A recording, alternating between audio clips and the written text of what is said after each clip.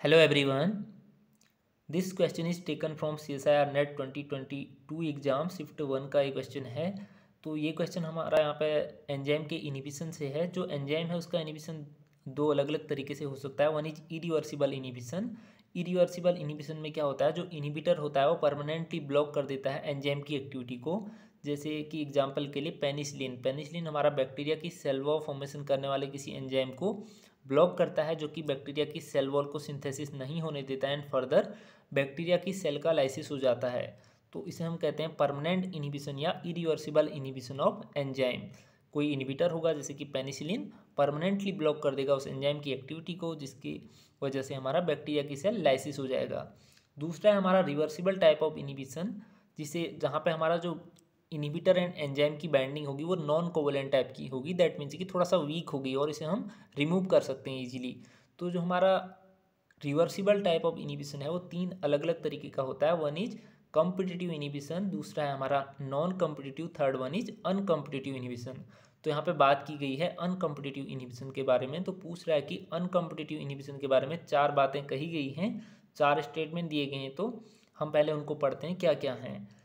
पहला है uncompetitive inhibitor bind to both free enzyme as well as an enzyme substrate complex. तो कह रहा है कि जो अनकॉम्पिटिटिव इनिबिटर है, मैंने बताया कि इनिबिटर कुछ भी हो सकता है, तो जो अनकॉम्पिटिटिव इनिबिटर है वो बाइंड करता है फ्री एंजाइम से भी as well as enzyme substrate complex के साथ भी। तो ये बात गलत है, क्योंकि जो हमारा अनकॉम्पिटिटिव इनिबिटर है सिर्फ एंजाइम सबस्ट्रेट कॉम्प्लेक्स से बाइंड करता है, जबकि जो हमारा नॉन कॉम्पिटिटिव इनिबिटर है वो दोनों के साथ, फ्री एंजाइम के साथ और एंजाइम सबस्ट्रेट कॉम्प्लेक्स दोनों के साथ बाइंड करता है। लेकिन यहाँ पे हम बात कर रहे हैं अनकॉम्पिटिटिव टाइप ऑफ इनिबिशन की। तो अनकॉम्पिटिटिव टाइप के इनिबिशन का फीचर ये ही है कि वो सिर्फ एंजाइम सबस्ट्रेट कॉम्प्लेक्स से बाइंड करता है। तो हमारा पहला स्टेटमेंट इनकरेक्ट है।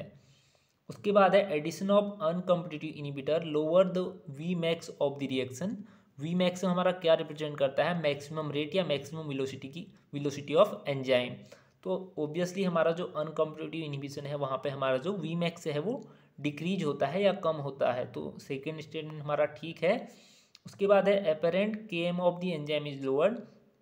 तो कह रहा है कि जहाँ पे अनकॉम्पिटिटिव इनिबिशन होगा वहाँ पे के एम वैल्यू है, जो के एम वैल्यू है वो भी कम हो जाता है। तो ये बात भी सही है, जो हमारा अनकॉम्पिटिटिव इनिबिशन है वहाँ पे के एम एंड वी मैक्स दोनों कम हो जाते हैं इनिबिशन के केस में। तो हमारा के एम क्या रिप्रेजेंट करता है, अगर आपको पता है तो कमेंट में बताना कि के एम हमारा एंजाइम में क्या रिप्रेजेंट करता है। उसके बाद चौथी बात है apparent K M of the enzyme remains unchanged. तो ये बात गलत है, क्योंकि जो के एम है वो मैंने बताया आपको कम हो जाता है, डिक्रीज हो जाता है। तो हमारा ऑप्शन ए एंड डी हमारा रॉन्ग है, जबकि बी एंड सी करेक्ट होगा, क्योंकि जो अनकॉम्पिटिटिव इनिबिशन है यहाँ पे वी मैक्स एंड के एम दोनों डिक्रीज हो जाता है। जबकि जो हमारा नॉन कॉम्पिटिटिव इनिबिशन है इसमें क्या होता है, वी मैक्स हमारा डिक्रीज होता है जबकि के एम सेम रहता है। और जो कॉम्पिटिटिव टाइप ऑफ इनिबिशन है पहला वाला, उसमें हमारा के एम इंक्रीज होता है जबकि वी मैक्स सेम रहता है। तो यहाँ पे तीनों के बारे में दो दो बातें आपको याद रखनी है।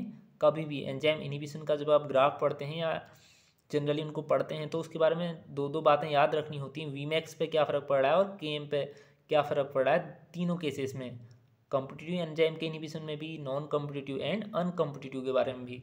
तो यहाँ पे हमारा statement B and C correct होगा, जहाँ पे वी मैक्स भी लो हो रहा है और के एम भी लो हो रहा है। तो पूछ रहा है कि which one of the following option represent the correct combination of statement. तो यहाँ पर हमारा आंसर होगा बी एंड सी। यहाँ पे बी और सी हमारा करेक्ट रिप्रेजेंट कर रहे हैं आंसर्स को। तो इस वीडियो में सिर्फ इतना ही। Thanks for watching this video.